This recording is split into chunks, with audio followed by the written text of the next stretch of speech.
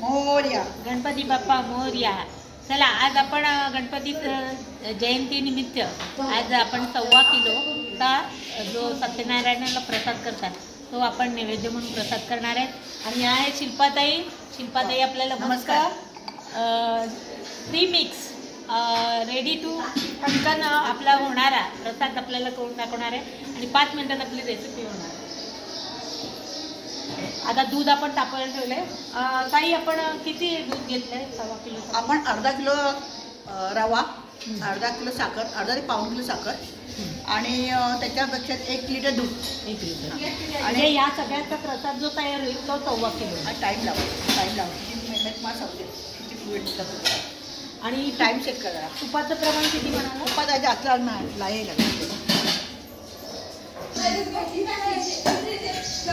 आपण घेतलं हे 1 ग्लास प्रमाण घेते मी. याचं अर्धा किलो आहे, अर्धा किलो वर असणार आहे.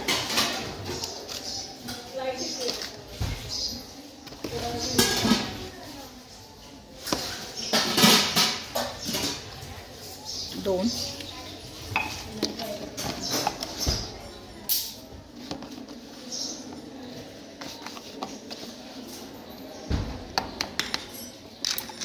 खूप नाही लागणार. आता 3 ग्लास घेतलेत आपण. ते आपल्याला सांगायचं.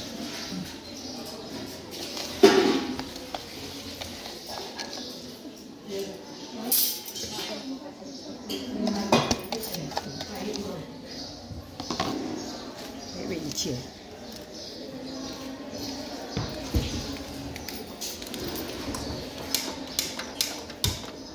हे निघालं तर बरं झालं.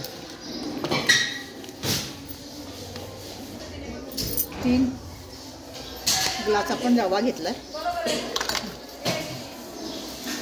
दूध टाकले.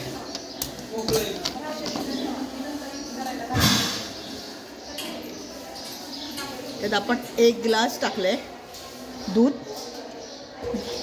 2 ग्लास दूध टाकले. 2 ग्लास आपण आणि 3 ग्लास. 3 ग्लास म्हणजे जेवढ्या प्रमाणात आपण रवा घेतलाय त्याच प्रमाणामध्ये समप्रमाणात त्याच्या डबल प्रमाण. त्याच्यात डबल प्रमाणात म्हणजे प्रथम 3 ग्लास टाकलंय आणि आता पुन्हा 3 ग्लास आपण जवळजवळ दूध टाकणार. कारण रवा तेवढाच फुगतो आणि त्यामुळे भरपूर दूध टाकलं. 4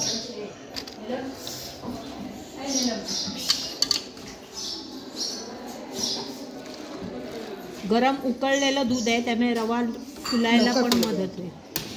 आणि हा रवा साधारण किती वेळ भाजलाय? 1 मिनिट. 5 आपण आता 5 पेले दूध टाकलेलं आहे ना? हां, दूध आणि पाणी मिक्स केलेलं आहे मी. हां, दूध आणि पाणी. हां, 5 मिनिटं होत. दूध तापायला नव्हतं म्हणून वेळ झाला. काही ताट दे मला. ताट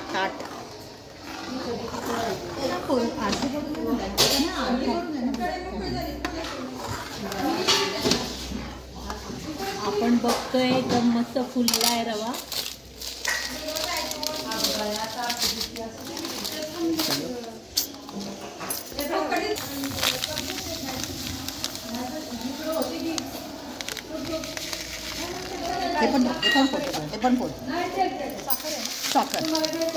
साखर पण सेम प्रमाणात घ्यायची. साखरचं प्रमाण कमी जास्त होऊ शकतं कारण रवा जाड बारीक कुठे त्याच्यावर अवलंबून. काही थोडी साखर लागेल. थोडी लागेल तर 2 पेले वाटी रवा घेतलेला. अजून साखर लागेल मला.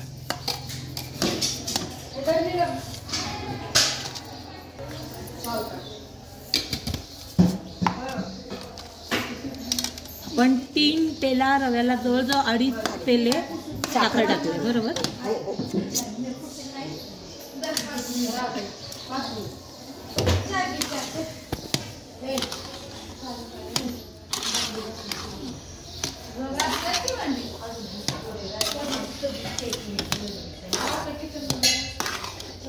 ताई मला झाकण द्या का जरा. ओ ताई झाकण.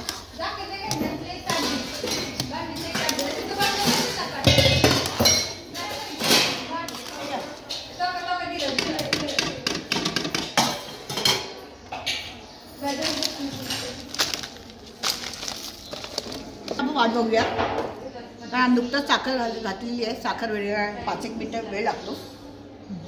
आणि वेलची पावडर झाली का आपला 1.25 किलोच्या वर शिरा तयार. ताई मला एक विचारायचं आहे की बोला. रवा तुम्ही हा रेडी आपल्याला भाजलेला होता, हां. पण तो साधारण किती वेळ भाजला म्हणजे? रवा प्रथम कोणताही रवा मंद गॅसवर भाजायचा. हा मी मीडियम रवा घेतला आहे. जवळ याला 15 ते 20 मिनटं लागतात. अर्धा किलो, कारण प्रीमिक्स करायचं, त्यामुळे आपल्याला पेशन्स ठेवून ते भाजावं लागतं. ते गडबड करायची नाही की लवकर लवकर कधी गरम. कधी काय होतं, रवा कमी भाजला जातो, मग तो रवा भाजल्यावर सगळं शिऱ्यावर डिपेंड आहे. रवा भाजणं भाजणं महत्त्वाचं असतं. खूप सुंदर कलर असा आलेला आहे आपला प्रसादाच्या आणि अजून शिऱ्याला. थोडंसं फुलू देतं, व्हायचं थोडंसं फुलू देतं.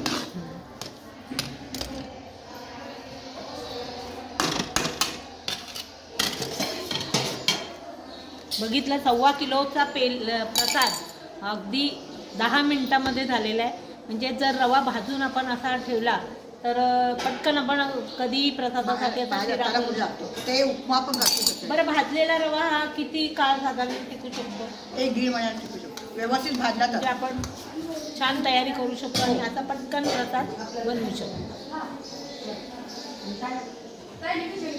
पण तुम्ही ड्रायफ्रूट प्रत्येक ड्रायफ्रूट वेगवेगळे भाजायचे. कारण बदामाला वेळ लागतो, काजू पिस्ता हे जरा कमी प्रमाणात होतं, पण ते पण स्लो ह्याच्यावर भाजायचे आणि तुपात भाजायचे.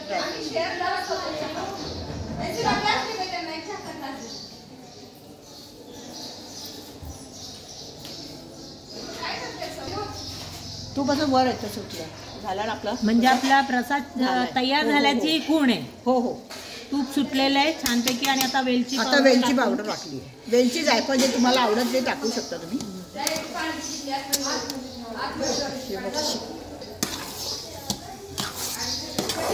होतात असं ते मोकळं होतं.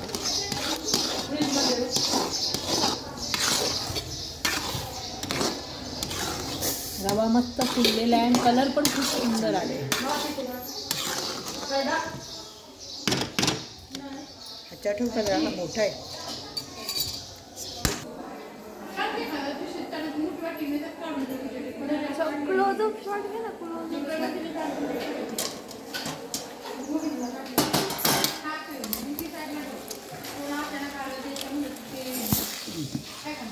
ते थोडं सुटल्यावर होईल ते.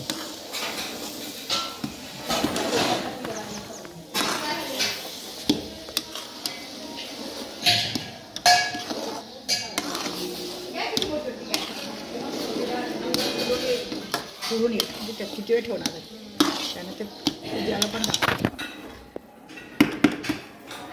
दाणा दाणा मोकळा होतो.